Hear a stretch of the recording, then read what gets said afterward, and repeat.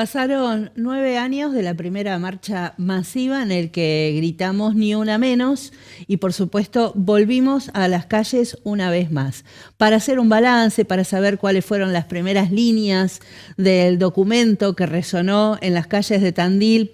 En línea con lo que sucedía en todo el país, le vamos a dar la bienvenida a la referenta de la colectiva Mala Junta, Rocío Liébana. Rocío, gracias por estar.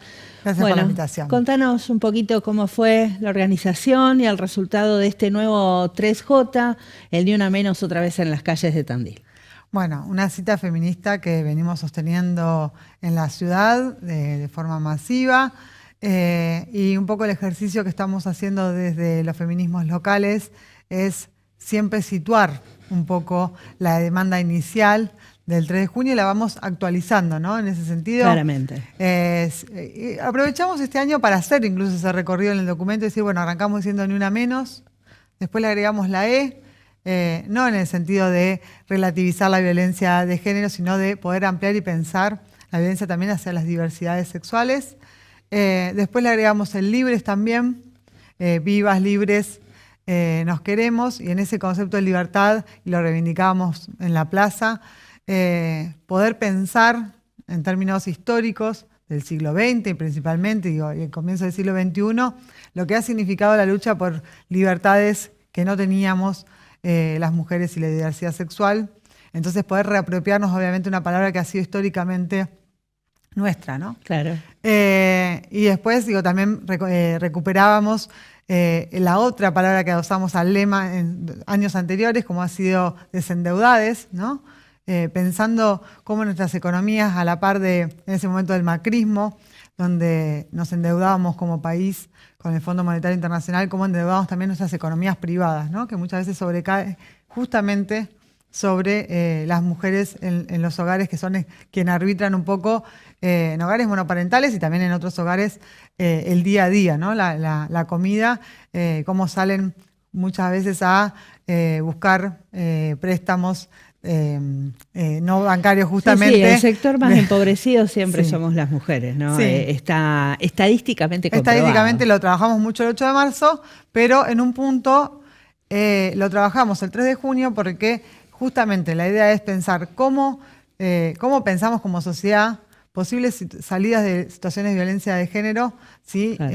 No estamos como sociedad garantizando proyectos autónomos, ¿no? La posibilidad justamente de rearmar un proyecto de vida con autonomía económica, por ejemplo.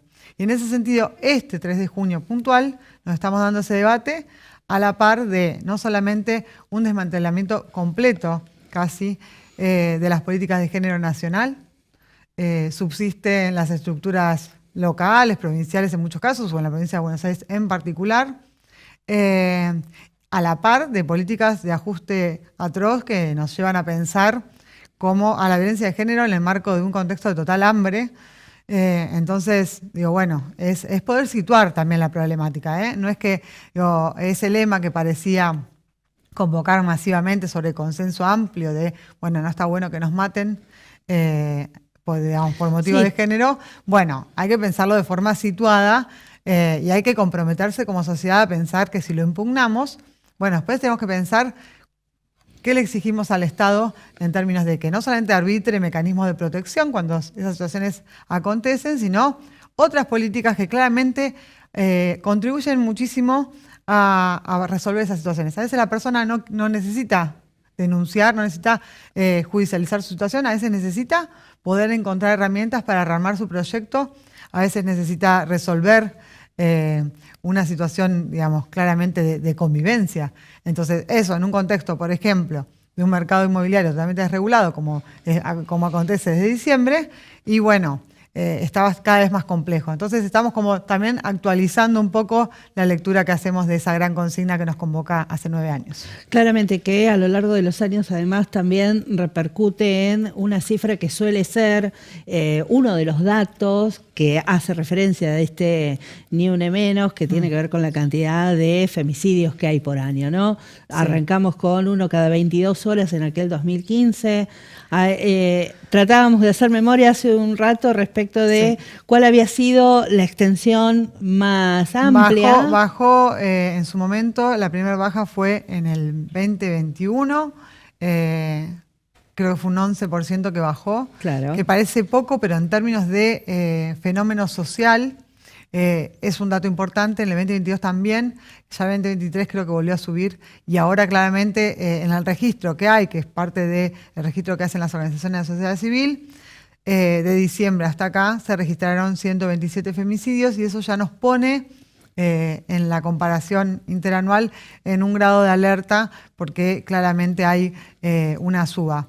Y también discutimos muchísimo, y quedó plasmado en el documento, qué dificultades tenemos para discutir la violencia de género en particular en un contexto en donde desde incluso de la Presidencia Nacional se incita constantemente a la violencia, a la confrontación como mecanismo político, tanto nacional como internacionalmente, porque hay como toda una sensación de incertidumbre atravesada por el hambre y por el conflicto permanente, que claramente nos deja como sociedad, ¿no? No a cada persona en su casa, sino como sociedad en peores condiciones.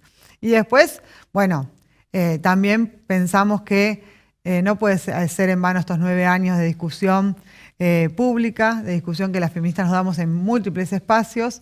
Creo que hemos logrado interpelar muchísimas situaciones de micromachismo. Digo, sabemos que el 3 de junio abre la puerta, en realidad, a no solamente denunciar las violencias extremas, sino pensar todas las prácticas que configuran en un punto la violencia patriarcal y que se asientan en las desigualdades de género, que vamos tratando de igual dar batalla y de modificarlas.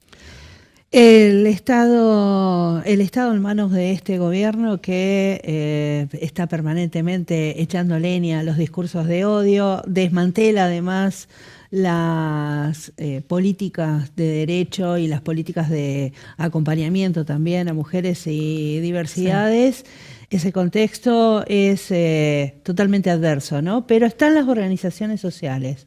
¿Cómo trabaja Malajunta? ¿Cómo se trabaja desde las organizaciones cotidianamente, no solamente en el marco del 3J, en este contexto? Sí, bueno, como espacios que construimos, espacios físicos donde ser encontrados, donde cultivar en un punto comunidad, nos encontramos claramente con cada vez más esfuerzos para sostener. Nosotros tenemos una casa que es Casa Violeta, en donde justamente trabajamos que ese espacio sirva para múltiples cosas, ¿no? Desde que haya un fines para que las personas puedan terminar sus trayectorias educativas, que no casualmente la mayoría son mujeres, que tienen que hacerlo muchas veces con sus hijos, cooperativas de trabajo donde poder trabajar justamente una salida laboral en muchas ocasiones, y donde también poder darnos debates, ¿no? Porque la realidad es que cuando se ataca el feminismo, lo que no se sabe es que el feminismo viene dando debates hace muchos años y viene enraizado y tiene una fortaleza que no es solamente un posicionamiento personal, sino que hay toda una construcción que es teórica, que también es social, y que creo que justamente sobre esa fortaleza es que se considera el riesgo sobre el cual entiendo yo que desde ahí es que la presidencia toma como punto enemigo explícito en muchos discursos a los feminismos. Pero más allá de ese posicionamiento, un poco la pregunta es, o la reflexión que debería hacerse la sociedad, sea lo que haya votado, es, bueno, si realmente te indigna que haya violencia de género al lado de tu casa, ¿qué es lo que estamos pensando? ¿Cuál debería ser la solución? Y ahí podemos llegar a respuestas muy distintas, pero sin embargo es imposible pensar que el Estado no tiene que estar ahí interviniendo. Hoy el Estado lo único que está haciendo es desmantelando.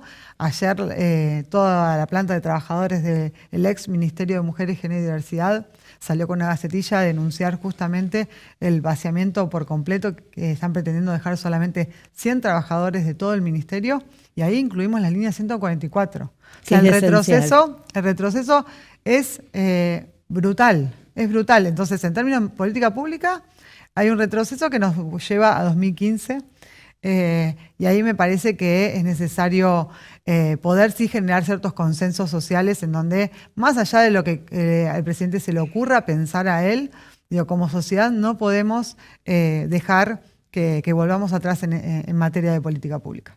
Gracias, Rocío. No, gracias a ustedes.